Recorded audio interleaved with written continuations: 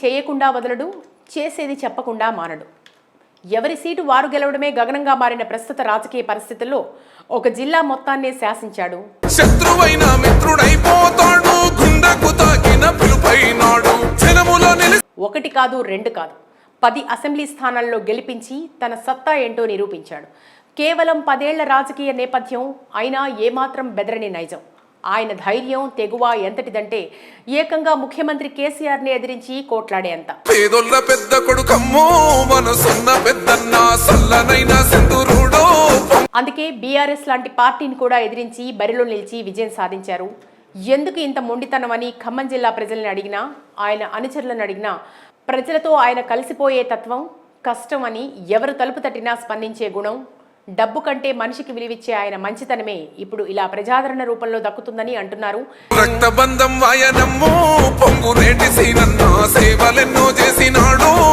ఖమ్మం జిల్లాతో పాటు తెలంగాణ రాజకీయాల్లో ఒక బ్రాండ్గా మారిన ఆయన మరెవరో కాదు, పొంగులేటి శ్రీనివాస్ రెడ్డి అలియాస్ శ్రీనన్న.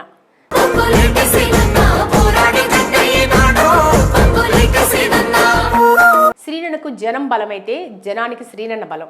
మరి ఒక రైతు బిడ్డ ఈరోజు మంత్రిగా ఎలా మారాడు, ఎలా రాజకీయాల్లోకి అడుగుపెట్టాడు, ఆయన జర్నీకి సంబంధించిన ఆసక్తికర విషయాలు తెలుసుకుందాం.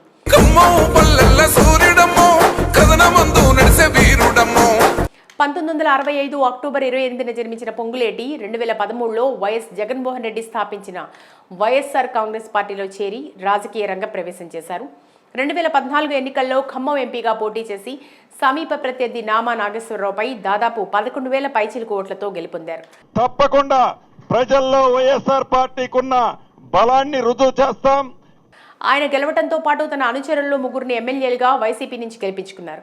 తెలంగాణ రాష్ట్రం సిద్ధించిన తర్వాత వైఎస్ఆర్ కాంగ్రెస్ లాంటి ఆంధ్ర ముద్ర ఉన్న పార్టీ నుంచి పోటీ చేసి ఒక ఎంపీ 3 ఎమ్మెల్యే అభ్యర్థులు గెలవటం రాజకీయంగా సంచలనం సృష్టించింది. కానీ ఆ తర్వాత పొంగులేటితో పాటు వారంతా అప్పటి టీఆర్ఎస్ లో చేరిపోయారు. వణుకు పుట్టించేది కూడా రాబోయే రోజుల్లో వైఎస్ఆర్ కాంగ్రెస్ పార్టీ అని ఈ సభాముఖంగా మీకు తెలియజేస్తారు. పొంగులేటి పార్టీలోకి వచ్చిన సిట్టింగ్ ఎంపీగా ఉన్న ఆయనకు 2018లో టీఆర్ఎస్ టికెట్ ఇవ్వలేదు. అయినా కూడా ఆయన పార్టీకి విధేయుడుగానే ఉన్నారు.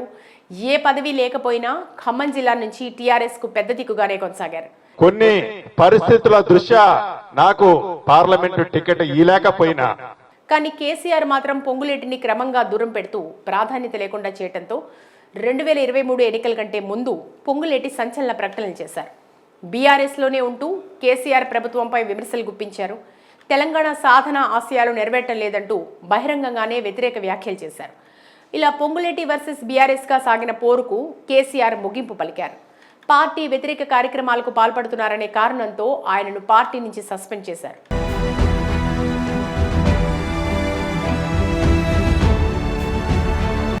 ఇక్కడి నుంచి జూలు విదిల్చిన సింహల్లా పొంగులేటి రెచ్చిపోయారు. బీఆర్ఎస్ నుంచి సస్పెండ్ అయిన తర్వాత పొంగులేటి కోసం బీజేపీ కాంగ్రెస్ పోటీ పడ్డాయి. తమ పార్టీలో చేరాలంటే తమ పార్టీలో చేరాలని సంప్రదింపులు జరిపాయి. అన్ని విధాలా ఆలోచించిన పొంగులేటి కాంగ్రెస్లో చేరేందుకు నిర్ణయించుకుని ఢిల్లీ వెళ్లి కాంగ్రెస్ అగ్రనేత రాహుల్ గాంధీ సమక్షంలో హస్తం పార్టీలో చేరారు.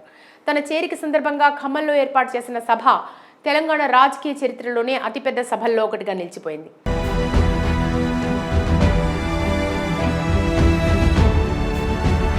అక్కడి నుంచి పొంగులేటి నేరుగా కేసీఆర్ని టార్గెట్ చేస్తూ చేసిన వ్యాఖ్యలు రాజకీయ వర్గాల్లో ప్రకంపనలు సృష్టించాయి. ఉమ్మడి ఖమ్మం జిల్లాలో ఉన్న 10 సీట్ల నుంచి బీఆర్ఎస్ అభ్యర్థులను అసెంబ్లీ గేటు కూడా తాకనివ్వనంటూ 2 సార్లు ముఖ్యమంత్రిగా చేసిన కేసీఆర్కే సవాల్ విసిరారు.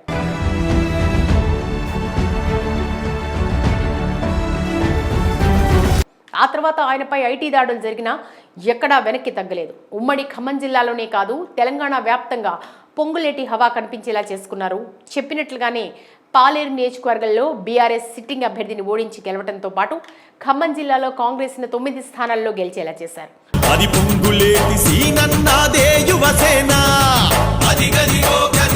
భద్రాచలం నుంచి బీఆర్ఎస్ అభ్యర్థి గెలిచినా ఆయన కూడా పొంగులేటి అనుచరుడే అనే టాక్ వినిపిస్తోంది. దీంతో ఖమ్మంలో ఆల్మోస్ట్ క్లీన్ స్వీప్ చేసిన పొంగులేటి చెప్పిన మాట నిలబెట్టుకోవడమే కాకుండా బీఆర్ఎస్కి కొరకరాని కొయ్యగా మారారు.